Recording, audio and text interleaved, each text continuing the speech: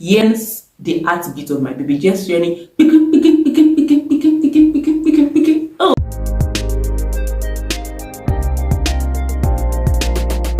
Hello guys, welcome back to my channel. My name is Abigail, and on this channel I talk about skincare, lifestyle, faith, and everything good.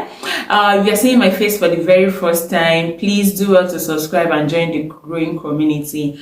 And for my returning subscribers, you guys are the real MVP. Thank you for staying by. Even when I went MIA, you guys are still there. Thank you for coming back to my channel. So today in this video, I want to talk about my pregnancy journey. Please, I don't want anybody giving me a comment of you have what others are praying for, you shouldn't complain. I am not complaining. I am just telling you how I felt all through the journey, to give information out to expecting mom and people that will someday have a baby. If this is what you would like to listen to, please do well to stay glued to this video to the very end. I got married in June legally 2021, and it is a decision between myself and my husband to wait for like 6 months before we start trying for a baby. So after the 6 months was going, 7 months, 8 months, and you know now me, I started getting worried at some point that what happened, I'm not pregnant.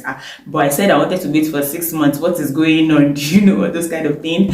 And then at some point, my menstruation became irregular, and I decided to get busy with life and not just put my mind to it, because I realized that the more anxious you get, the more the chances of you getting pregnant reduces. So I decided to take my mind off it and just continue to enjoy life, and when pregnancy come, we embrace it. So when I got pregnant, I wasn't expecting it. I was worried that I was not getting pregnant. I took my mind off it. But when I got pregnant, I was not expecting it. So this particular month, which was June, I started feeling some kind of pain in my pelvic area, and I told my husband about it. This pain is not a kind of pain that I feel. It's not my ovulation pain. It's different from my menstruation pain. And because my menstruation has been irregular for some months, I wasn't bothered. Though this time around my menstruation was late for like 2 days, but I wasn't bothered about it. I was not even planning to do any pregnancy test. I believe it's going to come when it needs to come. But I was complaining about this pain, and the me. I am not the hospital person. Anything that is going to happen to me, I'll just be like, it will go. So when I told my husband, he was hell-bent on me going to the hospital to check, since I was complaining about pain. Though this pain wasn't consistent, but anytime I feel it, it's always strong.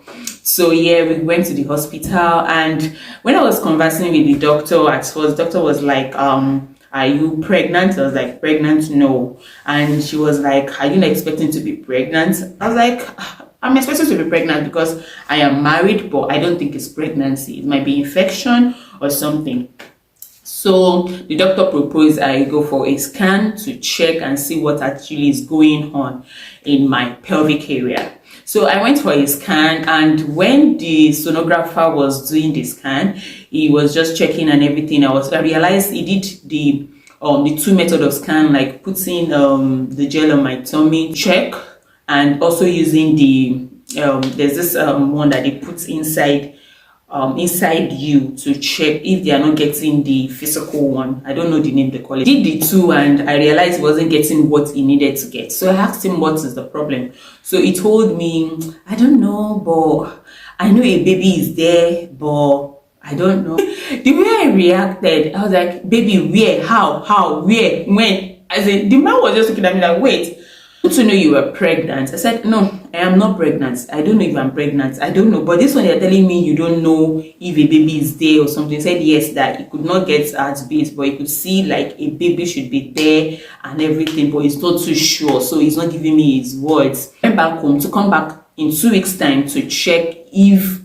what is seen is actually real or anything. So that day I was not too happy, because we are not too sure if I was pregnant or not. So fast forward to 2 weeks, no, fast forward to a week, I couldn't wait for 2 weeks. I went to another hospital to have a scan done, only for me to get to that hospital, and I did the scan was telling me I cannot see a gestational sac, I cannot see anything. That one would just give me like, it gave me a bad news, so to say. So I felt some, I was like, what is going on? That day I actually cried because I felt so, what is going on? Am I not having a baby? Is it that I miscarried the baby? Is it that I did? So many things were going through my mind. Then I decided to have a PT. So I did a urine test and I realized it was positive. So my husband was like, let's wait, let's calm down and see what is going to happen. Since we have two conflicting results, but the PT is showing that you are pregnant, so let us wait. So I waited a month after before going back for a scan in the first hospital, and low, I can hear the heartbeat of my baby. I can say that is one of the happiest day of my life. Like hearing the heartbeat of my baby, just hearing picking. Oh my God, I felt so happy. I was like, finally, somebody is pregnant. Okay, now the journey started. The first trimester. I did not enjoy that first trimester. No, I did not enjoy it. I must confess. It was like as I don't know how to even explain how I felt in that first trimester. I had morning sickness, and morning sickness, like it said, is not like you have to. It's not going to be in the morning. Your morning sickness can come in the evening. It can come at night, and so many things were going on with me, I must tell you. And that time I felt awful. I don't know. I remember writing in my diary there's that I felt I was ready for this baby. Yes, I said, yes, I might be ready spiritually, but I am not ready mentally and physically, because what is this? The kitchen, that if you know me well, you know I love cooking. I love cooking, but my kitchen became a place where I could not enter. Everything in there was just smelling awful. I love creating content, pressing my phone and everything, but my phone just turned out to be like a pain in my hands. To even type anything on my phone became a problem for me. To receive call is just, if my phone is ringing like this, it's just as if something is going, something off, like I'm just out of this world. I dread the smell of anything. Everything around me became a mess. Everything around me became something I don't want to get close to. They became plague to me. I started vomiting. Anything, if I eat anything, I will vomit. I have less appetite. I wasn't eating. I could not take water. Me that I could drink a gallon of water in a day. I could not sip water. I could not take water. I was feeling sick. I was feeling down. And then I felt like a shadow of myself when I was in that first trimester, like a shadow of myself. But I was just pushing through. If I eat anything, I will vomit. If I drink water, I cannot even drink water. I was not taking coffee. I was taking this. I don't like coffee before. I started taking coffee. I started just to put my body, soul, and spirit together. And one thing that kept on pushing me or making me feel better of myself is that I have a baby growing inside of me. My husband was telling me then that this thing is psychological, because when I did not know I was pregnant, nothing was happening to me. But the moment I knew I was pregnant like this, oh my goodness, everything just started going pium, pium, pium, pium, pium. And that's when, and I was also spitting saliva. Oh gosh, that thing is actually crazy. I had to have a container where I spit in saliva. I did not enjoy my first trimester at all. So if you enter second trimester, this thing is going to be easier. So I was counting first trimester, and the trimester is in 13 weeks. It's not really 12 weeks like I used to think. First trimester is 13 weeks, second trimester 13 weeks, the third trimester another 13 weeks. Say pregnancy is 9 months, but me, I think pregnancy is 10 months because it's 40 weeks. 40 weeks. Oh yeah, calculate 40 weeks now. Is that not 10 months? But anyway, the is 9 months. 9 months. And we are being glued to that 9 months. So fast forward to second trimester, stopped spitting and vomiting at the 16th week. My second trimester, I had energy. Yeah, the energy came. I was able to do one of these. I was able to withstand smell. I was able to cook little food. Though I was not really into cooking like that. I get tired easily. the energy to do all these things weren't there any longer. I was just trying to push a day at a time. I was trying to do this, and it was this second trimester I just started feeling my baby's movement. Oh my god, the first day I felt the movement, it felt like a butterfly in my belly, like something doesn't do. Oh my goodness, I felt so happy that very day that gosh, my baby moved. So second trimester was when I started feeling my baby's movement. It was a beautiful thing to experience, I must tell you. To say you tend to that is when you now started eating very much like a glutton. All through my pregnancy, I did not eat like a glutton. In short, I did not have appetite all through the pregnancy, first, second, and third. My appetite was on zero. I was just eating because I needed to eat. During my second trimester, I was able to take water. Yes, I could not drink water because I could, now I could go out, do one or two things. The things that I knew I ate well during my pregnancy is fufu. Fufu. Anytime we cook soup in the house like this, give me fufu. My first trimester, I could not eat rice cooked in the house. And even second trimester, I could not eat rice that is cooked in the house. If I cooked rice in the house, I will not be able to eat it. But the rice that they will go and me buy outside with meat that has ishon in Yoruba, you call it ishon. And if you want to go deep in Yoruba, you call it jolo. That's the type of food I want to eat. Rice that are bought outside with jolo. That's it. Second trimester was when you can know the gender of your baby, but I chose not to know the gender of my child. I actually want it to be a surprise. I don't want to get emotionally attached to a particular gender. I did not register for antenatal because I know I'll be relocating from Nigeria to United Kingdom in the space of the pregnancy. I go for a monthly checkup. I did so many scans during the pregnancy because I was not going for antenatal. I was just taking pregnant care, and the pregnant care, to be sincere, I was not faithful to it because I could not stand the smell of drugs or the smell of medication. So I was just taking it one day on, one day off. So I was just going for scan just to see how my baby is doing and everything. So during my third trimester, I relocated to UK. So the third trimester, this third trimester is another drama on its own because this third trimester, I wasn't having enough sleep due to frequent urination. I could not even lace my shoe. To bend down and lace my shoe is a problem. The day I realized that, and I was like, because I was already showing, the day I realized that I could not bend down, I was like, hey, what now? Like if I'm having my bath, I have to raise my leg or put my leg on something before I could wash my leg or anything. At the point I stopped washing my leg when I'm bathing. I will just bath where my hand can touch. I'll just leave it like that. I cannot come and keep myself on the bed. It's another problem. I'll be rambling. Like, my tummy wasn't that big. All through my pregnancy, my tummy was not that big, but these are the things I experienced.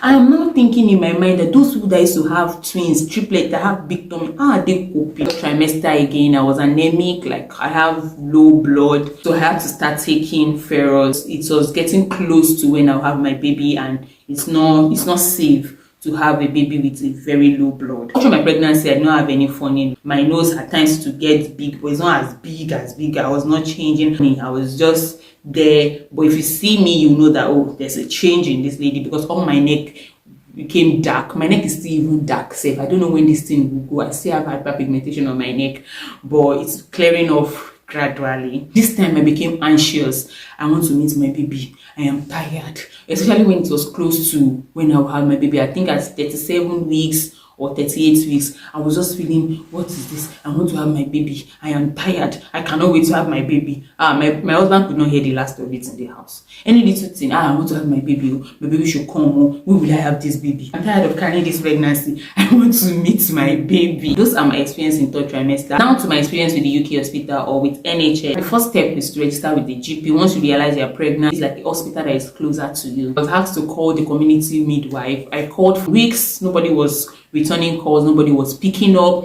until one day I was able to get in touch with a midwife, or I was able to talk to someone, and the person asked me to register online first. So after registering online, a midwife got in touch with me and an appointment was booked for me. So at the point of my registration with the UK hospital or with the NHS, I was 30 weeks pregnant. So I was tagged a late booker because I was 30 weeks gone. So I have less, plus or minus some weeks to give birth to my child. So because of that, they had to book me for numerous scans because they need to know whatever is going on with the baby, because they did not have a prior information about what has been going on with the baby. Do you understand? So at my first meeting with the midwife, everybody is assigned to a particular midwife. So the midwife I was assigned to, very lovely lady. My first meeting with her, we heard the heartbeat of the baby. She took my blood for tests. She took my urine. Where the urine is what you do at every visit. If either you go to antenatal clinic or you go to the midwife, you have to do a urine submission. And she asked me numerous questions: if I smoke, if I do this, if I do that. Funny personal questions I was asking: is my husband the owner of the baby? I was like, yes, it's the owner of the baby. Then another one was that, hope I am not being molested, hope I'm not experiencing any form of violence in my marriage or anything like that. So they are just normal questions, just to know if the baby or you as a person, you are in safe hands. So I answer all those questions. I meet with the midwife every 2 weeks just for her to carry on with checking my vitals. Every time I go for scan, I go for antenatal clinic as well. This clinic is not like the normal clinic we used to know back home in Nigeria, that we'll go and we'll be dancing and everything. No, this clinic is just a personal clinic. Like, it's something you meet with a consultant and a midwife. That's it. So they will deal with you on a personal level. You have your notes to yourself. I was giving my notes, so which I can read through everything that was going on with me. I can read through. They will just note it in there and give it back to me. In one of these meetings, I complained about having funny discharge, and a test was carried on and realized I have an infection called GBS. When I read through the old booklets that was given to me to know more about this infection, I realized that the infection is not harmful to me, but it can be transferred to my baby at the point of birth. So the only thing they can do is that once I'm in labor and I'm about to give birth to the child, they will pass antibiotics drip through me just to ensure that I didn't pass the infection to my baby. Midwife and everybody that I met at the point of this pregnancy, even up to the moment I gave birth to my child, after giving birth to my child, everybody I've met in NHS as a whole has been amazing. They are awesome, they are caring. Like, even when there is danger, they will still be calm and you will think everything is going on well. I must tell you, their services are nice and everything, and I enjoyed everything. Based on my own experience, I can give out tips to people that are expecting, people that are presently pregnant. First thing first, based on my experience, is that you need to ask for help. Ask for help anytime you need it. Ask for help. Don't form superpower. Don't form superwoman. Ask for help and speak out. Say anything that is going on with you. Say it out. People might not understand what you are passing through, but just say it out. Say it as it is. Say it as it is. Don't form superwoman that people who get, others have gotten pregnant and they are not complaining. So me, I don't want to complain. Complain if you need to complain. Say it out. The way you are feeling might be different from the way another person is feeling. With my explanation now, my pregnancy journey was actually, I can say it was stress free. I can say it was easy. Yeah, I can say that, compared to what other people are experiencing. So if you're experiencing any funny thing, just say it out. Don't form, I'm a woman, I am born for this. Yes, we are created for this, but then anything that is going on with you, speak it out. Just enjoy the journey as much as you can. Remember, you're not be pregnant every day. So enjoy that journey. That journey, just enjoy it as much as you can. Cherish every moment. Like, just enjoy it. I know it can be stressful, but it can be interesting as well. Just enjoy your movement, enjoy the moment, stay hydrated, and get plenty of rest. I believe with this story, I'm able to take you through how I felt all through my journey. Many things happened when I was about giving birth to my baby, actually. If it's something you would love to listen to, please drop it in the comment section and I will make a video about it, because my video now is going to involve motherhood. There are so many things information that we do not know about pregnancy, that we don't even know about motherhood, that I'm just experiencing, and be like, hey, you're here, there's so why is everybody forming superpower? For me, I will not say it's my experience. No, me, I will say it's my experience, but I will say it just to help some other people. With this, I've come to the end of this video. Please don't forget to subscribe, like, and share this video as much as you can. Till I come back in my next video. I love you guys. Bye.